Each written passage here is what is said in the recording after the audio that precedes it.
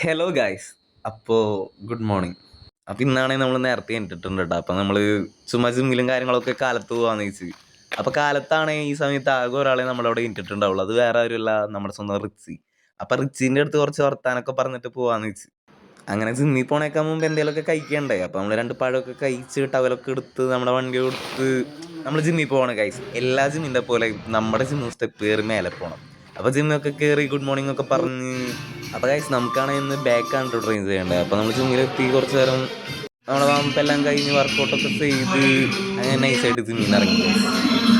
വീട്ടിലെത്തി ഫുഡൊക്കെ കഴിച്ച് നമുക്കാണെങ്കിൽ ക്ലാസ്സിൽ പോകണം. അപ്പോൾ നമ്മൾ സ്പ്രേ ഒക്കെ അടിച്ച് കയറ്റി പോണേക്കാൻ മുമ്പ് നമ്മുടെ റിച്ചീനെ ഒന്ന് കണ്ടു പോകാന്ന് വെച്ച് നൈസായിട്ട് റിച്ചീനെയും കണ്ട് കുറച്ച് വർത്താനം വീണ്ടും പറഞ്ഞ് നമ്മുടെ ക്ലാസ്സും ജിമ്മിൻ്റെ പോലെ സ്റ്റെപ്പൊക്കെ കയറി പോകണം ഗൈസ്. അങ്ങനെ ക്ലാസ്സിലെത്തി ഞാനാണ് ആദ്യം നോക്കിയത് എൻ്റെ സ്ട്രീമിൻ്റെ കാര്യം. ഞാൻ ചുമ്മാ സ്ട്രീമൊക്കെ ചെയ്യാറുണ്ട് കേട്ടോ ഗൈസ്.